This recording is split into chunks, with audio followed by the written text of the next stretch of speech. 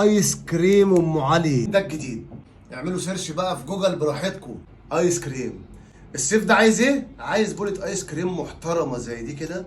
ايس كريم ام علي الترند هنا، ومش هتشوفوا الكلام دوت غير في صفحتنا وبس. لازم تجربوا ايس كريم ام علي، حاجه كده خرافيه مع شويه مكسرات. اي صوص بقى انت عايزاه، حاجه روعه الروعه، لازم تجربوها يا جماعه، خطيره جدا.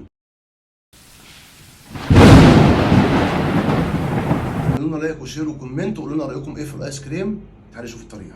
اول حاجه يا جماعه نحط 3 معالق من زبده اللوتس عليهم 3 معالق من الحليب. حطي اي طعم انت بتحبيه، مش مهم زبده لوتس، ممكن اي طعم انت بتحبيه مفيش مشكله خالص.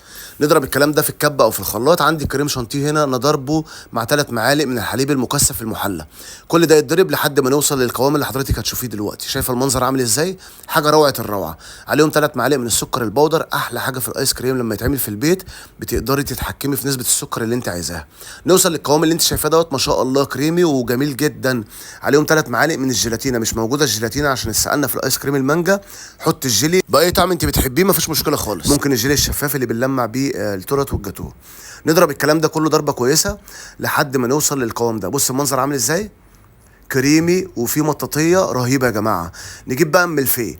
الملفيه لازم يكون جودته كويسه بصراحه، فنحط الملفيه متكسر كده في العلبه بتاعتنا. بعد كده نحط الخليط بتاع الايس كريم اللي احنا عملناه عليهم شويه ملفيه تاني مجروش. حط مكسرات في الحشو في النص زي ما انت عايزه براحتك خالص. عندي هنا احط ملفيه على الوش وشويه مكسرات كده، ونقلب بالسكينه عشان خاطر كل سكوب او كل بوله ايس كريم يبقى جواها الملفيه والمكسرات. صدقيني مش هتبطلي تعمليه. ما تيجي ندوق كده ونشوف ايه الاخبار.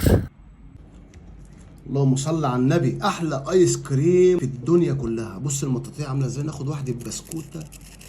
ايه الجمال ده، وعلى فين يا حديدي، حاجه شياكه الشياكه. اعملوا بقى لايك وشير واكتبوا لنا كومنت، واعملوا كمان شير لحبايبكم اللي بيحبوا الايس كريم. اشوفكم ان شاء الله على خير في فيديو جديد. سلام عليكم.